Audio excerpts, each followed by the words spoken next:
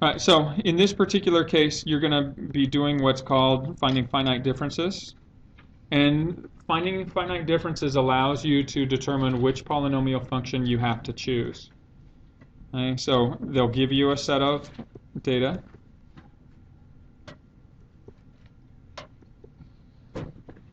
And what you're going to be doing on this is you're going to find out what is the difference between each consecutive values or each consecutive term's y value. Okay, so basically what you'd be doing is the first time through, so if you're looking at your first order, you're just taking the difference. So what's the difference between 8 and 10? 2. What about 10 and 10? What about 10 and 8? 8 and 4, and 4 and negative 2. Okay, so are all these first order differences the same number? Is it a consistent first order difference? No, it changes, right?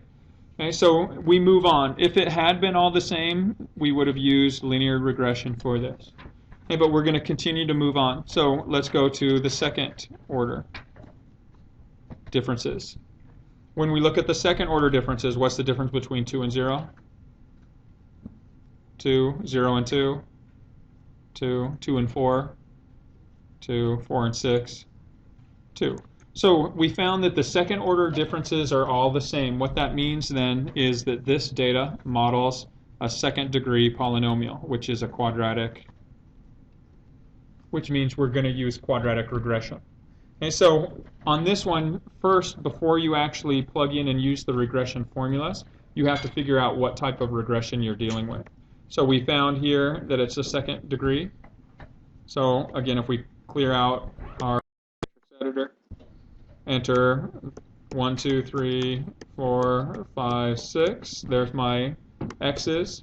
Enter the corresponding y's. So negative 2, 4, 8, 10, 10, and 8.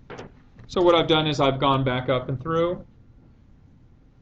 Okay, so now after I enter my data, I can choose the correct type. And I established my type is quadratic. So under this calculation type, I need to scroll down to number 9, choose quadratic regression, identify my columns correctly. So C1 is my x column, C2 is my y column. Choose to input this into and store it in my y1 version of, or my y1 equation for the y editor. And when I hit enter, I'll have my equation. And my equation that models this information is y equals negative 1, so just negative x squared. It's a quadratic, so the power of 2, plus 5x plus 4. So this would be my equation. And does everybody see that extra step now? So not only do you have to be able to use the regression equation on your data matrix editor, but you have to be able to determine using this set of finite differences which model it has to take or it has to use.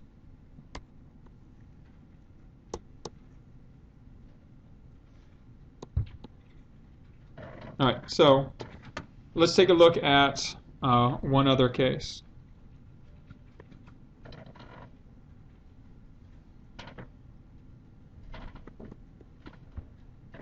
Okay, so let's take the following model. I want you to see if you can find the equation for the function that models this information.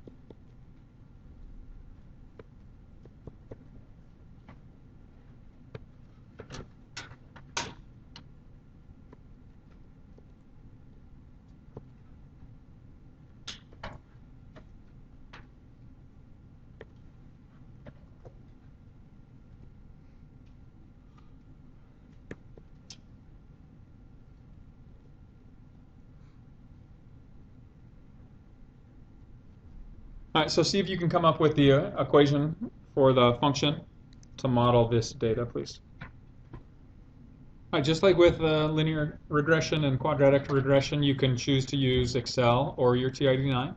Okay, for this one, I'm going to show you the Excel method for solving it.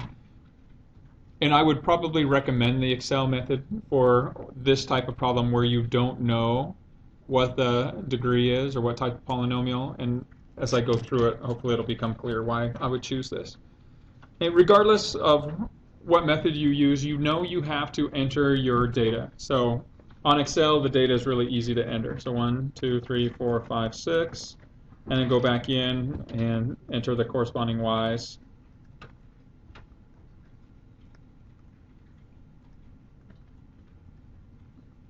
All right, so here's all my my data entered very quickly, nice and easy. Right, so rather than going through by hand to find what these finite differences are, the Excel spreadsheet allows you to do this in a much more efficient fashion. And so here's what I would what I would choose to do on this. You guys familiar with Excel, other than what we've done in this class? So you can write formulas in Excel, right? Just simple formulas. So we can take the difference of these numbers very easily. And the way that you do that is you identify to the program that you're writing a formula. And the way you identify that is you just start with an equal sign. So if you type in an equals, and then you just take the difference. So if you click on the cell that contains, in this case, the number -11, so it pulls that cell up. That's what B2 represents. And then subtract from that cell B1. So I'm going to click on that cell and then hit enter. It shows you what that difference is. Now, if I had asked you by hand, what's the difference between -12 and -11, your answer is 1, right? Now, the nice thing about this is you don't have to go through and do that for every pair, because if you just highlight this cell and you hover over this little dot in the corner and drag it down, it's going to copy that cell into all of the cells that you highlight. And not only is it going to copy it, but it copies it in a relative fashion. So what that means is it's always going to say that that cell is equal to the cell to the left minus the cell above and to the left. And so you get all of those finite differences just very quickly. Okay, so 1, 9, 23, 43, and 69. So those are not consistent. Well, this would have been our first order. So this would have been our linear functions. And so it's not a linear equation. This is not a linear relationship. So let's test the next level, the next order of differences. So again, do the same thing. I'm going to use a formula, and I'm just going to say equals the cell to the left minus the cell above and to the left. Hit enter. So the difference between 1 and 9 is 8. That's consistent. And I'm just going to drag this down so it copies in all the other cells. It still isn't a consistent pattern. This would have been my quadratic function. But I see it's not going to be quadratic, so I need to do this even one more time. So do the same thing. Equals cell to the left minus the cell above and to the left. And then copy that and drag it down. This is my cubic function. They're all the same. Every single one of those differences is 6. So in that third order difference, I find my regression. And now I can use the Excel spreadsheet itself to graph this, just like we did with linear and quadratic regression. So if I highlight my cells, so just the data, and then choose Insert the scatter plot. So here's the information contained by that data. Okay? So if I wanted to find the line of fit, the trend line for this, I can right-click on one of the points, choose Add Trend Line, and now it's just a matter of determining what type. Well, I don't want a linear, so it's a polynomial, not of degree 2. Degree 2 is a quadratic, so I want it all the way up to 3. It's a cubic function. And then so I can display my equation on the chart and hit close. So here is my answer. X cubed minus 2x squared minus, now remember, this is 1 times 10 to the negative 12 x. So what is that approximately? It's the number 1, and then you move the decimal 12 places to the left. So it's 0.11 zeros and then a 1. So that's pretty much what value? A 0. So it really has no value. And then minus 11. So my answer is x cubed minus 2x squared minus 11. Now remember, if you wanted to find a certain number of decimal places for these, you can double click on your display and in this formatting box, choose number, and then just pick how many decimal places you need.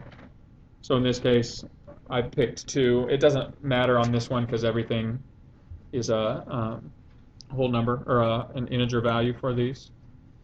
Okay, but that would be my equation for that last line. So I get x cubed minus 2x squared minus 11.